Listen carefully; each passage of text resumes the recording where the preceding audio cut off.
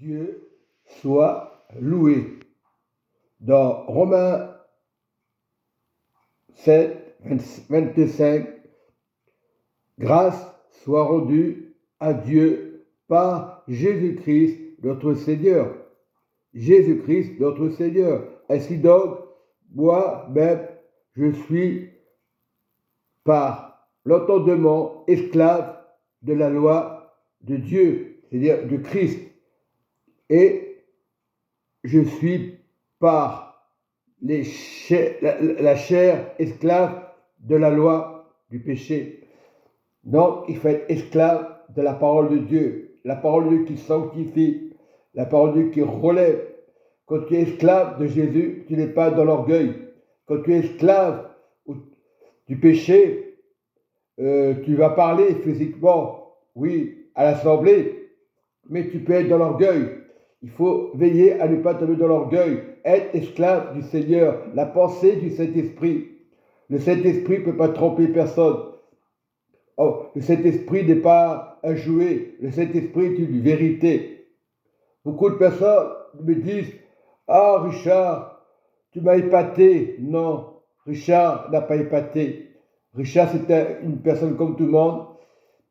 Il peut tomber dans le péché, mais Jésus surpasse toute intelligence. Ouais, il brise les lois humaines.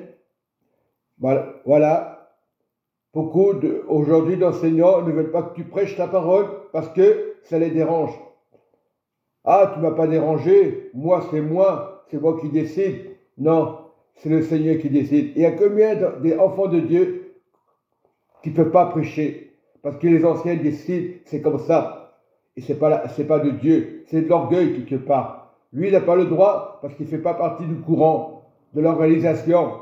Et c'est faux. Le Saint-Esprit dit non. Vous êtes dans l'erreur doctrinale.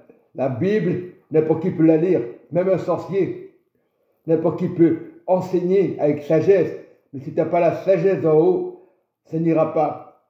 Et la parole déclare dans Matthieu 11, 25, en ce temps-là, Jésus prit la parole, c'est Jésus qui la prend, et dit, je te loue, Père, Seigneur du ciel et de la terre, de ce que tu as caché ces choses aux sages et aux intelligents. Donc, tu peux être intellectuel, tu peux faire des études, Dieu cache certaines choses. C'est à nous à chercher le Saint-Esprit, à révéler le royaume, mais avec humilité.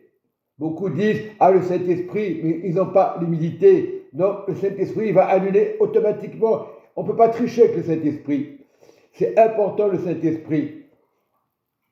C'est très important. Et de ce que tu as révélé aux enfants. Et les choses est révélées par le Seigneur. Oui, Père, je te loue de ce que tu l'as voulu aussi. Toutes choses m'ont été données par mon Père qui est dans le ciel, et personne ne connaît le Fils si c'est le Père. Personne non plus ne connaît le Père si ce n'est que le Fils, et celui qui est le Fils veut le révéler. Et la parole à la fin, je termine. Venez à moi, vous tous qui êtes fatigués et chargés, je vous donnerai du repos. Et je confesse, verset 28, venez à moi, vous tous, vous êtes fatigués et chargés, je vous donnerai du repos. Verset 29, prenez mon joug sur vous et recevez mes instructions, car je suis doux, humble de cœur, et vous trouverez le repos pour vos âmes, car mon joug est doux et mon fardeau léger. Voilà la référence du Seigneur. Voilà une vraie confession. L'Église n'a rien à voir. Tu peux être dans l'Église des années, 10 ans, 20 ans, 30 ans. Tu peux être ancien et être orgueilleux.